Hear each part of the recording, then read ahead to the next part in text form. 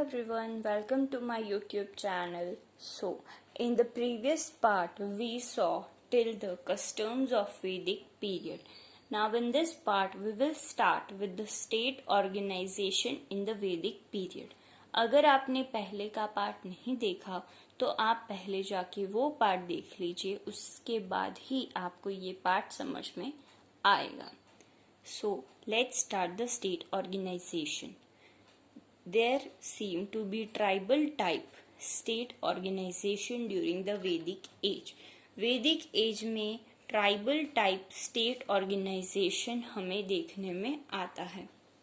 Being the cattle herders, the social system was mobile. Social system mobile थी. Mobile का मतलब that is moving from one place to another. So also was the political system. Political system भी ऐसी ही थी. However, they had primordial political organization like the gun and the Vedat in the Vedic age. पर उनके पास बहुत अच्छी organisation थी जिसको कहते हैं Gana and the Vidatha in the Vedic age. Besides this, they had important political organization like Sabha and Samiti. Sabha और समिति भी तब उस टाइम पे थी. In the Sabha, mostly the elders sat. Elders जो है वो उसमें बैठते थे जिसको हम राज्यसभा भी कह सकते हैं. And made judgments. Whereas Samiti, like present Lok Sabha, included the entire group of people. इसमें सारे लोग शामिल होते थे. They specially elected the king in it. Lok Sabha में, जिसका मतलब है समिति, उसमें मोस्टली किंग को इलेक्ट करते थे.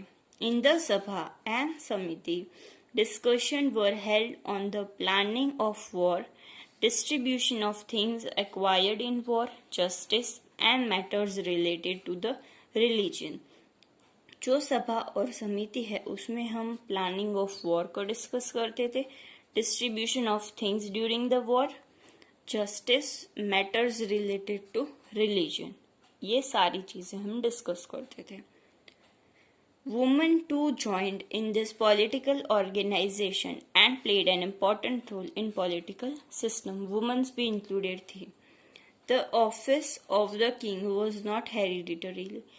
जो किंग है वो हेरिडिटरीली यहाँ पे इलेक्ट नहीं होता था. हेरिडिटी यहाँ पे देखने को नहीं आती थी.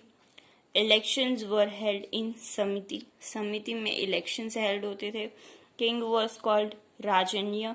The responsibility of the priest was to give advice and suggestion to the king. King को सजेशन और एडवाइस दी जाती थी. ठीक है. To help the king in the routine matters, they used to have leaders like the Senani, that is commander-in-chief, Kulap, head of the family, Gramani, मुखिया of the village.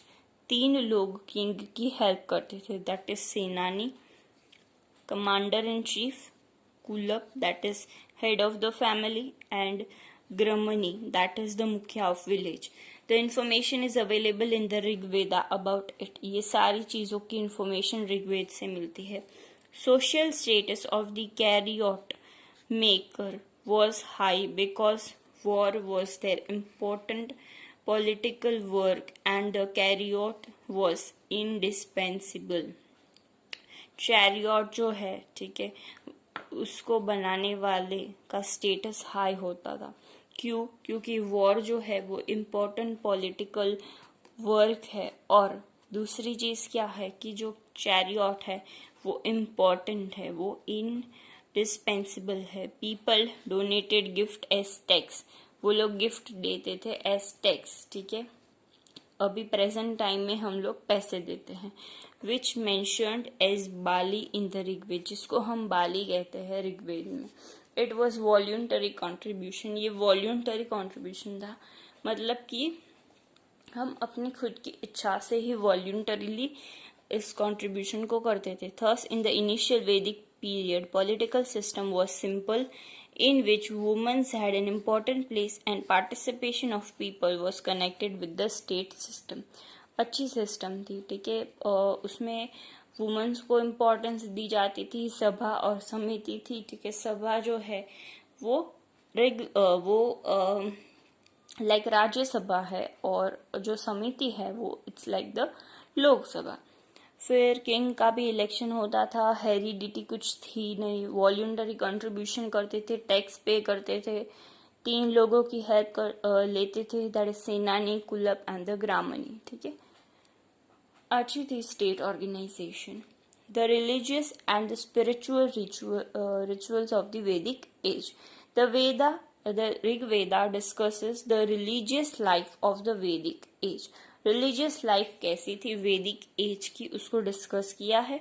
The form of society was tribal and patriarchal.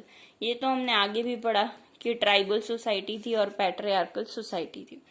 Due to which there is not much mention of the goddess.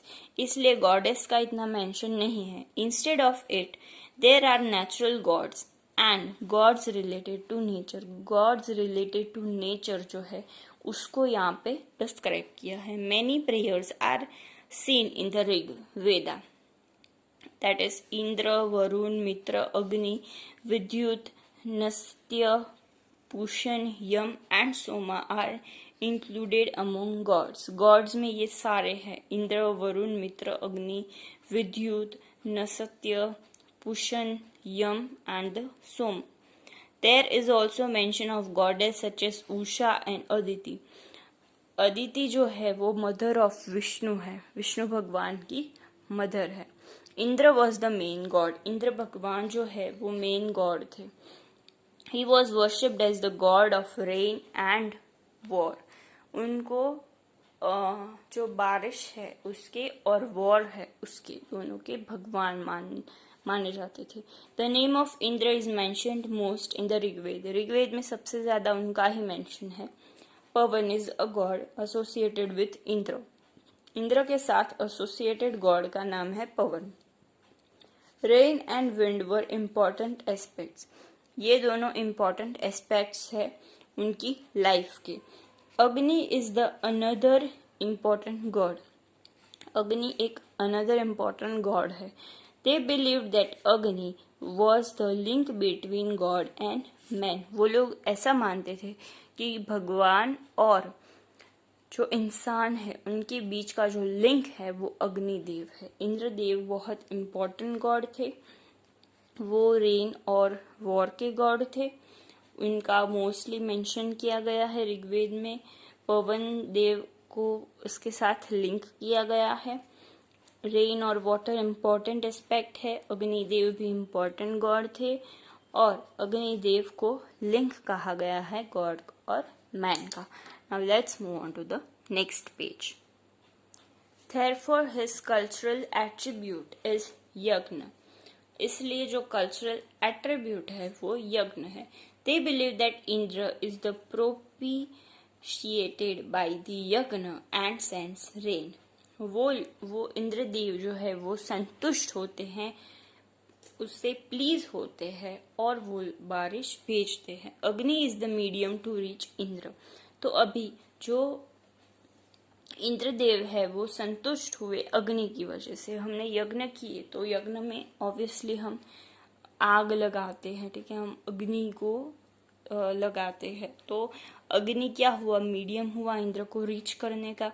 Varun is believe to be the manager of the globe. Globe का manager Varun है। He was known as the Rita. उनको रुत भी कहते हैं। The god name Pushan was the god of animal herdsman. Animal के जो चरावा है, ठीक है, उसको उसका गॉड पुशन है। In the life of the caravan people he had an important place. Drinking Somras. Somras एक काइंड ऑफ बीवरेज है, ठीक है, और वो बहुत ही कल्चरल उसका ट्रेडिशन था पूरा, वो बहुत इम्पोर्टेंट था। There are suktas in the Rigveda to call the god. सारे भगवान को बुलाने के लिए अलग अलग सुक्तास है। The work of the offerings, जो प्रसाद हम देते हैं उसका वर्क, फिर ritual of the worship and the work of यज्ञ वर परफॉर्म्ड बाय द ब्राह्मण। ये तीनों चीजें, ऑफरिंग, रिचुअल्स ऑफ वर्शिप और वर्क ऑफ द यज्ञ, ये तीनों चीजें ब्राह्मण करवाते थे. They mostly gave donation and contribution for the purpose of posterity, increase in animal wealth, and lifelong idol worship, and temples during Vedic age was absent.